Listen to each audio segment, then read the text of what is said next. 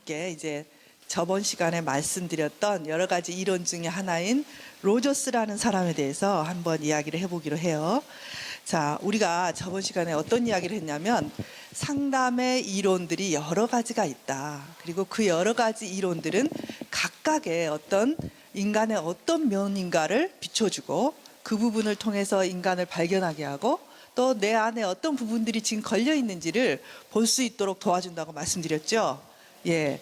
자, 제가 저번 시간에 여러분에게 말씀드렸던 게 뭐냐면 여러 상담 이론이 있고 수없이 많은 지금 이론들이 또 계속 발표되고 있는데 그 중에서 그 모든 것들을 뭐 한꺼번에 묶을 수는 없지만 그래도 대체적으로 어떤 묶음으로 나눈다 그랬죠. 예. 그 첫 번째 묶음이 뭐죠? 그렇죠. 정신역동적인 치료. 자, 두 번째는요. 인지행동적인 것. 자, 그 다음 세 번째 인본주의. 예. 자, 그 다음 네 번째를 둔다면 가족치료. 네. 자, 지금 오늘 할 것은 인본주의 치료 중에서 가장 대표적인 로저스의 내담자 중심 치료라는 것이에요. 그래서 그것을 여러분과 함께 배워볼게요. 자, 이 로저스라는 사람을 이해하기 위해서는 그 부분이 어떤 환경 속에서 자랐는가를 한번 생각해 보는 게 좋거든요. 모든 심리학자들이 그 자신의 이론을 이렇게 발표하고 자신의 어떤 체계를 갖기까지는 그냥 나오지 않아요. 그 사람이 살고 있는 환경, 경험했던 세계, 그 사람의 마음과 깊은 연관을 갖고 있어요. 근데 이 로저스는 어떤 환경 속에서 자랐냐면 근본주의적인 기독교 가정에서 자랐어요. 네. 그 기독교 가정에서 자랐다. 그런데 이 사람이 정말 그 굉장히 부모의 훈육, 율법적인 그런 환경 속에서 자랐는데 그래서 기독교를 믿으면서 자랐어요. 대학교 때 어떤 일이 있었냐면 그 대학생 대표로 세계 기독교 대학생들 회의에 참석했어요. 그게 중국이었다고 그런 것 같아요. 근데 거기를 다녀오고 나서 이 사람이 기독교를 포기했어요. 여러 가지 원인이 있겠지만 제가 짐작하기에는 그 기독교가 실상 그렇게 딱딱한 종교는 아니거든요. 원칙적으로.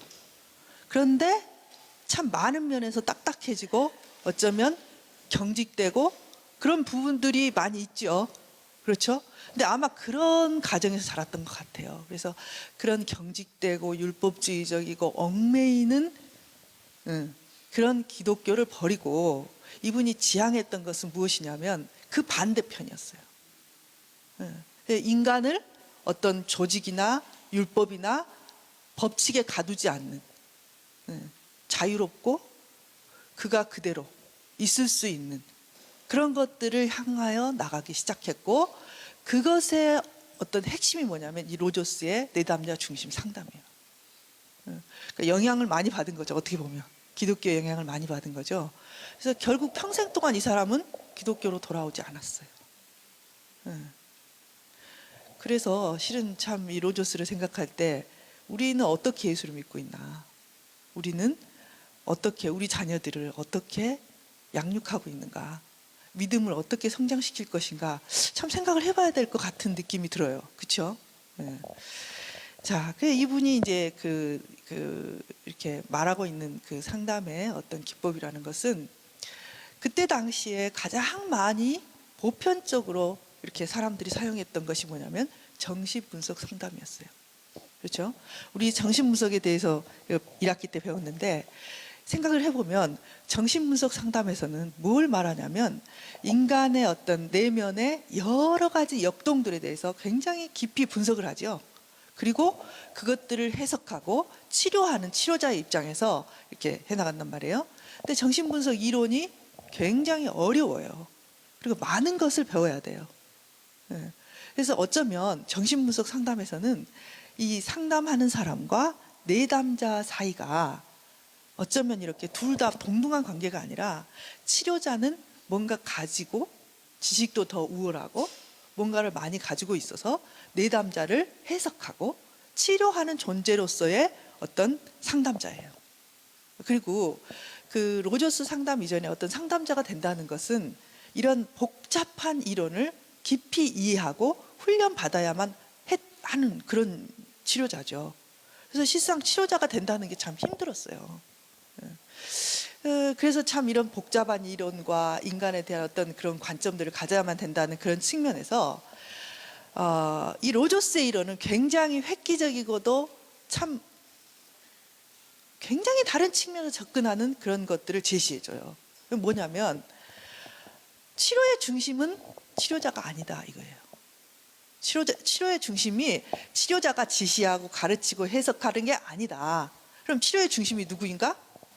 바로 내담자 자신이라는 거예요. 그러니까 그럼 치료자는 뭐냐? 치료자는 뭘 하는 거냐? 치료자는 그가 그 자신을 치료하고 발달시키고 뭔가를 향해서 긍정적인 방향으로 갈 수 있도록 도와주는 사람. 즉, 그 사람이 성장할 수 있도록 성장을 촉진시켜주는 그런 존재. 정원으로 치자면 꽃이 피고 이 싹이 자라는데 그 정원이 자라고 그 식물들이 꽃을 피울 수 있는 토양이 되어주는 존재라는 거예요. 그 꽃은 누가 피워요? 꽃이 자라서 피우는 거죠. 그렇죠? 예. 그러니까 아주 다른 관점을 제시했어요. 그래서 로저스 상담에서는 이 치료자와 내담자의 관계는 정말 둘이 평등한 어떤 상하 관계가 아닌 평등한 존재. 인간을 바라보고 그 내담자를 바라보는 것이 어떤 눈길이냐면 내가 당신을 치료한다 이런 게 아니에요. 당신은 당신 속에 이미 당신 스스로를 치료하고 싶은 마음, 치료하고자 하는 그런 어떤 욕구, 그리고 그걸 발견할 수 있는 능력이 있다. 그래서 당신은 정말 적절한 환경만 당신에게 주어진다면 스스로 그것을 발견해 나갈 수 있을 것이다 라는 게 로저스의 생각이었어요. 예. 이건 획기적인 생각이죠. 그죠? 그 원래 로저스도 이렇게 상담했던 건 아니에요. 정신분석적인 공부를 했고 정신분석 치료를 했죠. 근데 로저스의 생각이 이제 저도 동의가 되는 부분들이 많아요. 왜냐하면 내담자들을 만나볼 때 어떨 때는 이런 때가 있어요. 와, 정말 저 사람은 너무 안 되겠다. 어떻게 하라는 거야? 아무것도 안 돼, 아무것도. 환경도 안 돼. 이 사람의 이 처지도 안 돼. 이 사람이 내적 자원도 별로 없어. 야, 이거 도대체 어쩌라는 거야? 이렇게 해서 시작하는 상담들이 있어요, 종종. 너무 갈 길이 멀고 이걸 어떻게 언제 치료하지? 이렇게 생각하면서 상담을 시작할 때가 종종 있어요. 근데요, 아주 놀라운 일들이 일어나요. 나 별로 해준 게 없는데 이 사람이 자기 속에서 그 뭔가 치료가 되는 그런 느낌들이 막 싹싹 되면서 자기를 발견해가고 자기를 변화시키는 그 속도가 어쩌면 상담자가 따라갈 수 없을 정도로 변화되는 경우가 꽤 있어요. 그럴 때는요, 놀라워요. 와, 아니 저렇게 구겨지고 저렇게 힘들고 눌려있는 사람 속에 어쩌면 저렇게 힘이 있을까? 어쩌면 저렇게 저 사람은 그 놀라운 어떤 치료를 내가 해준 것도 별로 없는데 저렇게 찾아서 잘 가나 하는 생각이 들 때가 한두 번이 아니에요. 경이롭죠. 한마디로 그런 걸 보면 경이롭죠. 아마 로저스는 치료하면서 그런 것들을 많이 느꼈을 것 같은 그런 치료자였던 것 같아요. 그래서 이 사람은 거기에서 그치지 않고 정말 인간이 치료되기 위해서는 어떻게 해야 되는가를 자기 나름대로 독특하게 이제 이론을 만들고 발표한 것이 무엇이냐면 내담자 중심 치료예요. 참 그런 측면에서 로저스의 그 따뜻한 눈, 인간을 바라보는 그 존귀한 인간을 그런 존귀하게 바라보고 그 존재의 어떤 하나의 가능성들과 그가 스스로 발달해 나가는 모습들을 보고 얼마나 놀라웠을까. 그걸 보면서 그 사람을 보는 그 로저스의 마음이 좀 느껴질 때가 많아요. 이제 상담자로서 참 놀랍다라고 이제 생각될 때가 그런 때라고 여러분에게 말씀드렸는데, 그럴 때는 어떤 느낌이 드냐면요, 이런 느낌이 드는 거예요. 와, 하나님이 인간을 정말 놀랍게 창조하셨구나. 인간 속에 저렇게 놀라운 게 많이 있구나. 경이롭다. 이런 느낌들을 가질 때가 많아요. 그렇게 뭐 상담자가 뭘 해주는 것 같지만 실상 상담자가 해주는 게 별로 없는데, 뭐 제가 상담자니까 알죠. 나는 별로 해주는 게 없는데 어떻게 저걸 알았지? 어떻게 저렇게 향해서 가지? 네. 그리고 그것이 내가 생각할 때 우리는 많이 배우죠. 상담을 할 때 이걸 치료하고 나면 저걸 해야 되고, 저걸 하고 나면 이제 이걸 해야 되고, 뭐 이런 것들에 대해서, 그 차례에 대해서, 순서에 대해서 뭐 어떻게 해야 된다를 많이 배우지만, 내가 그 차례를 정하기 전에 그가 스스로 다음 것을 정해서 가는 경우가 뭐 되게 많아요. 근데 그 순서가 우리가 그래야 한다고 하는 그 순서들을 아주 정확하게, 굉장히 그 중심의 것, 가장 중요한 것을 찾아서 스스로 가는 경우도 굉장히 많아요. 놀랍죠, 그죠? 네. 자, 그러면 이런 로저스가 보았던 인간은 어떤 존재인가라는 거죠. 인간은, 로저스가 보았던 인간은 어떤 존재냐면, 인간은 그 마음 속에 자기 스스로 행복하고 가치 있게 되려는 성향을 가지고 있다. 그리고 그 자기가 되어야 되는 것을 향해서 끊임없이 가는 존재다라는 거예요. 여러분도 여기 왜 오셨어요? 네? 여러분도 이 강의실이 어둠컴컴한 지하실이잖아요. 이 화창한 이 가을날에 이 컴컴한 교실에 와서 이렇게 쳐다보고 앉아있잖아요. 이렇게 좋은 일도 많은데 왜일까요? 왜? 그런 거죠. 여러분도 여러분 스스로 내가 누구인지, 내가 도대체 왜 이런 생각을 하는지, 이런 거 지금 궁금하시고 알고 싶잖아요. 그죠? 네. 그래서 인간은 정말 미래지향적이고 자아실현의 욕구를 가진 존재다라는 거예요.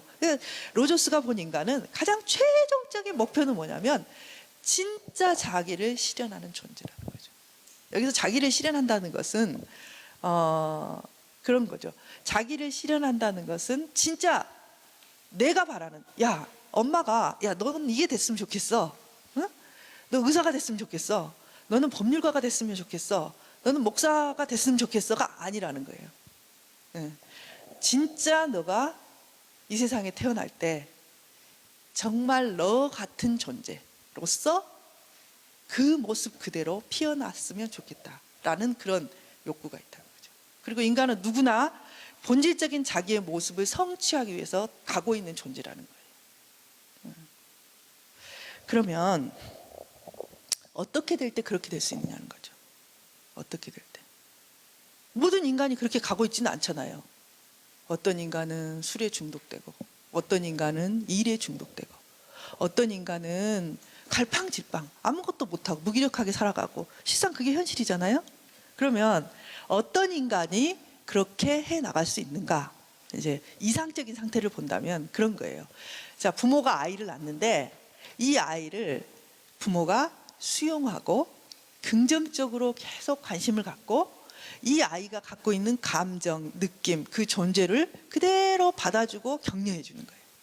그러면 이 아이는 자기 스스로 그런 자기의 상을 만들게 돼요. 자기 인식. 누군가가 강요한 자기가 아니라 나는 누구이다라는 것에 대한 인식을 갖게 돼요. 그래서 자기 개념을 굉장히 중요하게 생각해요. 여러분은 누구라고 생각하는지, 내가 나를 어떻게 여기는지, 이런 것들을 다 갖고 있어요, 여러분들이.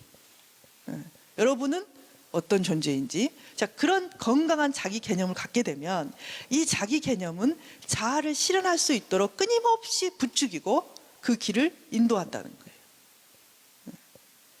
거예요. 참 어떻게 보면 이런 게, 여러분 생각해 보세요. 이런 게 굉장히 이상적이죠. 어떻게 어떤 부모가 아이가 태어났는데 그 아이를 있는 그대로 다 수용하고 그 아이의 존재나 감정들을 다 받아주면서 이 아이가 자기 개념을 갖게 만들고 또 그 개념을 가지고 자기의 삶을 이끌어 나가게 할 수 있을까라는 거죠. 그래서 여기서 이제 문제가 되고 있는 건 어떤 거냐면, 부모의 가르침이나 지시나 훈계나 어떻게 돼야 된다고 하는 것들이 배제되고 있다는 거예요. 그런 것들을 로저스는 아주 배제했어요. 너는 무엇이 돼야 된다. 너는 어떻게 해야 된다. 로저스가 어렸을 때 늘 들었던 것들이잖아요. 너는 뭐 이렇게 기도해야 된다. 하나님을 사랑해야 된다. 뭐 교회를 꼭 나가야 된다. 뭐 어떻게 해야 된다. 어떻게 해야 된다. 어떻게 해야 된다. 수많은 것들을 로저스가 어렸을 때 들었을 거라고요. 근데 이게 실은 로저스로 하여금 이런 이론을 만들게 한 아주 중요한 어떤 동기가 됐을 것 같아요.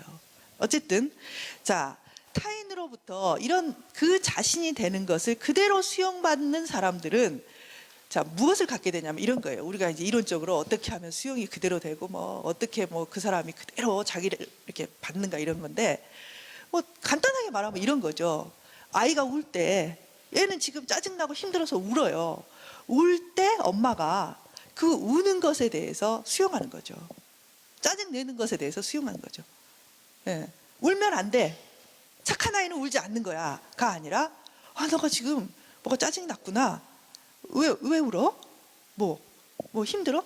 슬퍼? 뭐 갖고 싶어? 이 우는 것에 대해서 그냥 수용하는 거죠. 얘가 화를 내는데 화내면 안 돼! 이게 아니라는 거예요. 로저스는. 그게 아니라 그냥 그 화에 대해서, 얘가 화내는 것에 대해서 너가 화가 났구나. 뭐가 화났을까? 아유, 우리 애기 화났구나. 뭐 이런 식으로 얘를 공감해 주는 거예요.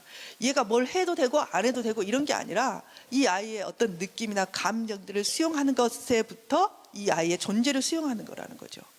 뭐 그건 작은 거죠. 그러나 이런 측면은 참 중요해요. 자, 만일에 남자아이가 울었는데 야, 울면 안 돼. 이렇게 되면 이 아이는 어떻게 되냐면 울면 안 되는 거예요. 근데 자기는 어때요? 울고 있잖아요. 울고 싶잖아요. 나는 지금 울고 있는 아이인데 울면 안 돼, 나는. 그러면 나라는 지금 현재의 존재하고 내가 돼야 되는 나하고 이미 이제 갭이 생기기 시작하는 거예요. 나는 진짜 하나님 계신가? 가 의문스러워요. 그런데 엄마는 뭐라 그래요? 그런 생각하지 마. 하나님은 계신 거야. 그런 거죠. 그러니까 진짜 하나님을 만나려면 그 전 단계가 뭐냐면 진짜 하나님 계신가 이런 거예요. 여러분. 그러니까 그런 것들을 다 율법적인 그런 경직된 상태에서는 허용하지 않는 거죠. 그런 식으로 이제 되면 이 로저스가 봤을 때 이 사람의 진짜 모습하고 이제 자기를 왜곡하는 거죠. 눈물이 나올 때, 슬플 때 어떻게 해요? 꼭 누른다든지 이 감정을 부인한다든지 회피한다든지 이런 식으로 반응하게 되겠죠. 안 우는 사람이 되는 거죠. 그 말 하면 안 돼. 그런 말 하면 안 돼. 이렇게 되면 이제 무슨 말을 해야 될지를 생각하기 시작해요. 물론 말을 할 때 생각을 해야 되는 건 맞아요. 그런데 종종 정말 말을 못 하겠다는 사람들이 와요. 도대체 무슨 말을 해야 될지 모르겠대요. 이렇게 관계를 맺을 때 우리가 말을 안 하고 관계를 맺을 수는 없잖아요. 그죠? 근데 어떻게 해야 되는 거예요? 말이 안 나오는데, 그러면 이제 이렇게 이야기를 해보면 이 사람이 말을 못하는 사람이냐? 너무 잘하는 사람이에요. 근데 대인 관계 상황만 되면 말을 못해. 왜 못하는 줄 아세요? 제가 볼 때는 가장 못하는 이유는 뭐냐면 말을 머릿속에서 생각하고 있기 때문에 그래요. 무슨 말을 해야 되지? 내가 어떤 적절한 말을 여기서 해야 되지? 그럼 말을 머릿속에서 만들어요. 근데 말이라는 건요, 속에서 올라오는 거를 싹 뱉는 게 말이에요. 물론 이렇게 가르치거나 또 이렇게 뭔가를 발표하거나 연설을 한다든지 이렇게 되면 다 준비해야죠. 그러나 그렇게 하는 말이 주류가 아니란 말이에요. 우리는 그냥 말을 하는 거예요. 자, 오랫동안 이렇게 자기 자신의 어떤 표출이 금지되거나 오랫동안 이런 것들이 늘 그런 식으로 훈련받은 사람들은요, 말하기가 힘들어요. 자, 말을 하려고 하면 자기 속에 검열이 확 들어가는 거예요. 그러면 그렇게 하고 있는 동안에 어때요? 다 지나가요. 해야 될 말이 뭐지? 찾고 있는 동안에 상황은 또 지나가고 또 바뀌고 따라가지는 못해요. 말을 못하죠.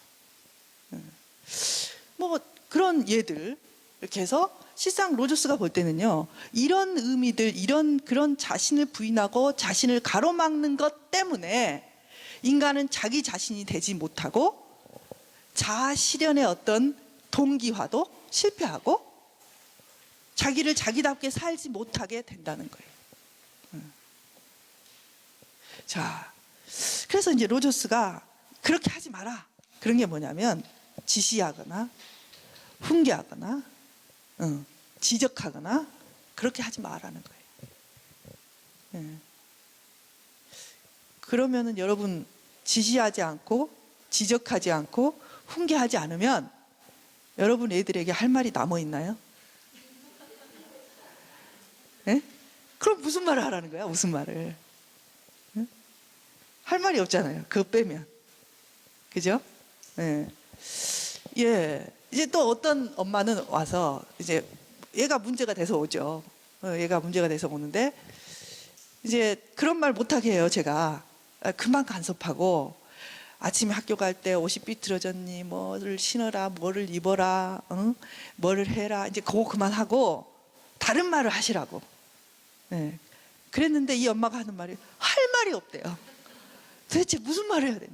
그러니까 이 집은 엄마도 말을 못하고 얘도 말을 못해. 네. 둘이 앉아있으면 아무 할 말이 없어요. 네.